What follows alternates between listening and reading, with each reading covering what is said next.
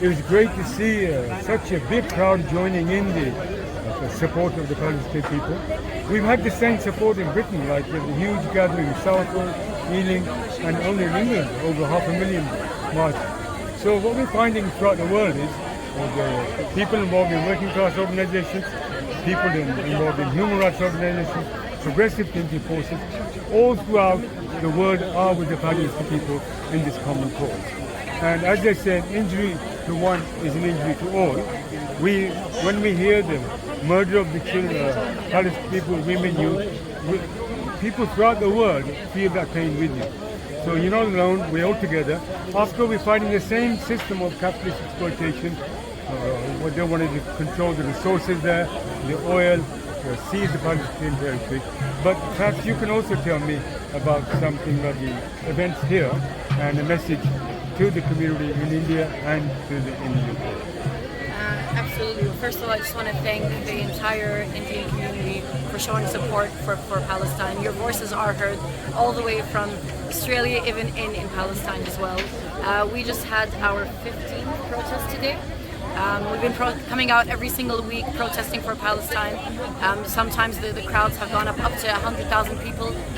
It ranges obviously depending on the week. And we are calling for first of all, a ceasefire. We're putting pressure on our government, the Australian government, to call for a ceasefire and show support for the Palestinian movement. But we're also calling for an end to the occupation and a dismantling of the apartheid system in occupied Palestine. Damien, you're actually organizing events, and a few words from yourself as well.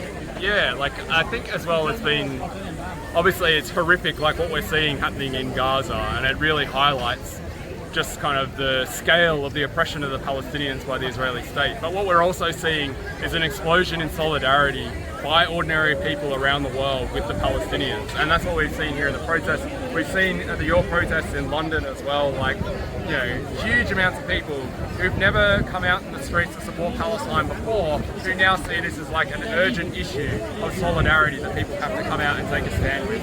We've seen that here in Australia as well. Some of the biggest demonstrations in support of Palestine ever, some of the biggest demonstrations against war that we've ever seen in Australia. We figure that the protests we've had in Sydney is the most sustained anti-war movement since the Vietnam War. And that is that's a great thing to see, that people they see it's their responsibility to come out and take a stand against the criminal actions of Netanyahu and the likes of Albanese and the British establishment, the American establishment and so on. Jana, you'd be pleased to hear another thing. I came here in 1979. In 1980, the first sports tournament we had was a table tennis competition with the Palestinian community in sport of their court in a temple in Ribsby. So we've got a long-term relationship of supporting the cause. And of course, I was a youngster now. You are the youngsters now. You are the youth. You are the future. But the same spirit continues, and that's why in Southall is a huge Indian community, in Ealing, and also the British working class in the UK. They've had huge protest demonstrations in our common cause against the exploitative capitalist system, against the merchants of death, the war industry who's profiting from these wars, and of course in justice for the Palestinian people.